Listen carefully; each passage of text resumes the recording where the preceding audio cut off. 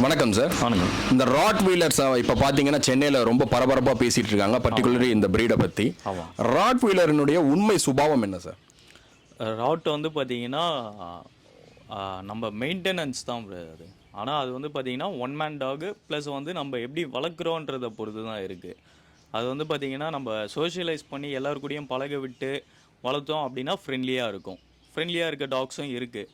ஆனால் இல்லை நம்ம கார்டிங்காக வளர்க்குறோம் அப்படின்னு யாரு கூடயுமே அதை பழக விடாமல் வீட்டுக்குள்ளேயே வச்சு அதை வீட்லேயுமே இப்போ 4 பேர் இருக்காங்கன்னா யாரு கூடயுமே அதை பழகலை, ஒருத்தர் மட்டுமே வச்சு பழகுறாங்க, அவங்க மட்டுமே ஃபுட் வச்சு இது பண்ணுறாங்க அப்படின்றப்போ மற்றவங்கள அது கண்டிப்பாக அலோவ் பண்ணாது.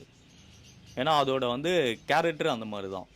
ஏன்னா அது வந்து ஃபெரோஷியஸ் ஆகும். இப்போ வீட்டில் ஒருத்தர் இருக்கார், ஒருத்தர் மட்டுமே அதை மெயின்டைன் பண்ணுறாங்கன்னா இன்னொரு ஆள் போய் அதுக்கு ஃபுட் வைக்கிறாங்க எடுக்கிறாங்கன்னா கண்டிப்பாக அது இது பண்ணும், அலோவ் பண்ணாது. ஸோ ராட் வீலரை பொறுத்த வரைக்கும் அது இயல்பான சுபாவமே அது ஒரு ஃபெரோஷியஸ் டாக் தான். பிரீடு தான். ஓகே. இப்போ சென்னை மாதிரியான நகரங்களில் வந்து வீடுகள் நெருக்கமாக இருக்கும். பசங்க குழந்தைங்கள்லாம் விளையாடுறதுனா கூட வீட்டு வாசலில் விளையாடுவாங்க, பக்கத்தில் இருக்க கிரவுண்டில் விளையாடுவாங்க, அப்படி தான் விளையாடுவாங்க. ஸோ இந்த மாதிரி சூழ்நிலையில் ராட் வீலர் வளர்க்குறத பற்றி நீங்கள் என்ன நினைக்கிறீங்க? இப்போ வந்து பார்த்தீங்கன்னா நம்ம இதில் சென்னையில் மோஸ்ட் ஆஃப் அப்பார்ட்மெண்ட்ஸ் தான் அது. ஆனால் இங்கே ராட் வந்து பார்த்தீங்கன்னா எப்படின்னா அதெல்லாம் வந்து கார்டிங் டாக்ஸு ப்ளஸ் அதுக்கு வந்து எக்ஸசைஸ் கண்டிப்பாக தேவை. ஸோ அதுக்கு வந்து பார்த்தீங்கன்னா ஸ்பேஸ் இருந்தால் மட்டும்தான் அதை வளர்க்கக்கூடிய ஒரு அட்வைசபிளாக இருக்கும். இடம் இருக்கணும், நல்ல கிரவுண்ட் மாதிரி இருந்து ஸ்பேஷியஸாக இருந்து அது ஓடி ஆடி, ஏன்னா அப்போ தான் அதுக்கும் ஒரு ரிலாக்ஸேஷன் இருக்கும். இப்போ இருக்க நம்மளோட இதில் வந்து பார்த்திங்கன்னா கேஜில் அந்த மாதிரி வச்சு வளர்க்குறாங்க, வீட்டுக்குள்ளேயே அப்பார்ட்மெண்ட்டு இந்த மாதிரிலாம் இருக்குது. அதுக்கு வந்து போய் விளையாடுறதுக்கு இடம் கிடையாது, ஃப்ரீயாகவும் விட முடியாது. இப்போ வந்து பார்த்திங்கன்னா இப்போ நடந்த நீங்கள் கேட்ட அந்த சுச்சுவேஷன் இது நடந்ததுமே பார்த்திங்கன்னா வந்து பார்த்திங்கன்னா அந்த மாதிரி அவங்க ஃப்ரீயாக விட்டு நடந்தது தான் அது. ஏன்னா அவங்களுக்குமே இடம் கிடையாது, வெளியே விட்டு அந்த மாதிரி போய் அது நடந்த சம்பவம். ஸோ அபார்ட்மெண்ட் மாதிரியான லைஃப் ஸ்டைலுக்கு ராட் வீலர் செட் ஆகாது. ஓகே. இந்த ராட் இல்லைன்னா அது வந்து நம்ம எப்படி வளர்க்குறோன்றது இதில் தான் இருக்குது. அவங்க வந்து பார்த்தீங்கன்னா இப்போ ஒரு சில டாக்ஸ்க்கு வந்து பார்த்தீங்கன்னா அதுதான் நான் சொன்ன மாதிரி அவங்க வெளியால் பார்த்தா அலோவ் பண்ணாது, கோவம் வரும். ஒரு சில டாக்ஸ்க்கு சின்ன பசங்களை பார்த்தா கோவம் வரும், ஒரு சில வயசானவங்கள பார்த்தா கோவம் வரும். அது வந்து அதோட நேச்சர். அது அவங்க பழக விடலை. இப்போ அவங்க வீட்டுக்கே எதனா கெஸ்ட் வராங்கன்னாலும் அலோவ் பண்ணாது. ஓகே. இப்போ ராட் வீலர்னு இல்லாமல் ஜென்ரலாகவே இந்த மாதிரியான லார்ஜ் பிரீடர் எல்லாமே அதனுடைய இயல்பான சுபாவங்கள்லேருந்து திடீர்னு ஃபெரோஷியஸாக மாறுது இல்லை சார், கடிக்கிற அளவுக்கு போகுது இல்லையா? அது என்ன காரணம்?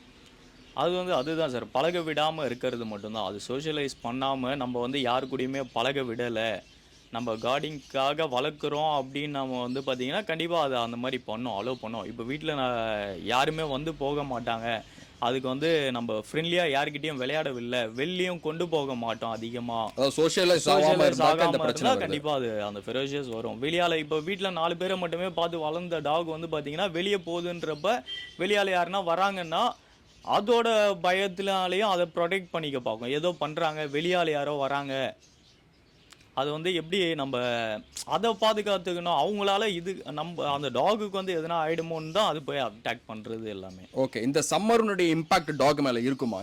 இந்த வெயில், இந்த அனல் இது இருக்குமா? கண்டிப்பாக இருக்கும். ஓகே. அது என்ன மாதிரியான இம்பாக்ட் கிரியேட் பண்ணும் டாக்ஸ் மேலே? டாக்ஸ் வந்து பார்த்தீங்கன்னா சாப்பிடாமல் இருக்கும், ரொம்ப டீஹைட்ரேட் ஆகாமல் பார்த்துக்கணும் டாக்ஸை. இந்த சம்மர் கிளைமேட்டுக்கு அடிக்கிற அனலுக்கு டாக்ஸை வந்து நம்ம எப்படி பராமரிக்கணும் சார்? டாக்ஸ் வந்து பார்த்திங்கன்னா டைரக்ட் சன்லைட்டில் இருக்கக்கூடாது சார், வீட்டுக்குள்ளேயே வச்சு மோஸ்ட் ஆஃப் இன்னும் ஏசி இருந்தது அப்படின்னா இன்னும் பெட்டரு. நம்ம வந்து பார்த்திங்கன்னா அதே மாதிரி வீக்லி ஒன்ஸ் வந்து பாத் கொடுத்துட்டு ஃபுட்டுமே பார்த்திங்கன்னா நல்லா ஹைட்ரேட்டட் ஃபுட்டாக கொடுக்கணும். வாட்ரி ஐட்டம்ஸ் அதிகமாக கர்ட் கொடுக்கலாம், கர்டு வந்து பார்த்திங்கன்னா மோர் லஸ்ஸி இந்த மாதிரி இதுவாக கொடுக்கலாம். வாட்டர் ஐட்டம்ஸ் எல்லாம் நிறையா கொடுக்கலாம், வாட்டர் மெலான் அந்த மாதிரி ஐட்டம்ஸ்லாம் நிறையா கொடுக்கலாம். அதே மாதிரி வீக்லி ஒன்ஸ் பாத்திங்க டீஹைட்ரேட் ஆகாமல் பார்த்துக்கிட்டா இன்னும் பெட்டரு, நல்லாயிருக்கும். ஏன்னா இப்போ வந்து பார்த்திங்கன்னா ஃபுட்டு அதிகமாக சம்மருக்கு வந்து பார்த்திங்கன்னா ஃபுட்டு அதிகமாக சாப்பிடாது டாக்ஸு. ட்ரை ஃபுட்டை வந்து பார்த்திங்கன்னா ஏதாவது ஒரு டைம் அந்த மாதிரி தான் நல்லா இன்டேக் எடுக்கும். ஸோ நம்ம அதை வந்து பார்த்திங்கன்னா இதை தவிர்த்து வாட்டரி ஐட்டம் இப்போ நம்மள மாதிரி தான் வெயிலுக்கு பசிக்காது இல்லைங்களா, அந்த மாதிரி தான் டாக்ஸுக்கும் இருக்கும். ஏதாவது ஒரு வேளை இப்போ ஒன்று பார்த்திங்கன்னா இயர்லியராக சாப்பிடும், இல்லைனா ஒரு சில டாக்ஸ் லேட் நைட்டாக தான் சாப்பிடும், அந்த வெயில் போனதுக்கப்புறம் தான் சாப்பிடும். ஸோ இன்பிட்வீன் வந்து பார்த்திங்கன்னா டீஹைட்ரேட் ஆகாமல் வந்து நம்ம வாட்டர் அதிகமாக கொடுத்துட்டு சில்லுன்னு ஐஸ் க்யூப்ஸ் கொடுக்கலாம், ஐஸ்கிரீம்ஸ் கொடுக்கலாம். ஐஸ்கிரீம்லேயுமே பார்த்திங்கன்னா வெனிலா ஃப்ளேவர்ஸ் அந்த மாதிரி ஐஸ்கிரீம்ஸ் மட்டும் கொடுக்கலாம். ஸோ ஏன்னா சாக்லேட் அந்த மாதிரி ஃப்ளேவர்ஸ் ஐட்டம் எதுவும் கொடுக்கக்கூடாது. மற்றபடி நேச்சுரல் இது பார்த்திங்கன்னா நம்ம வாட்டர் மெலனு இந்த மாதிரி ஐட்டம்ஸ்லாம் நிறையா கொடுக்கலாம்.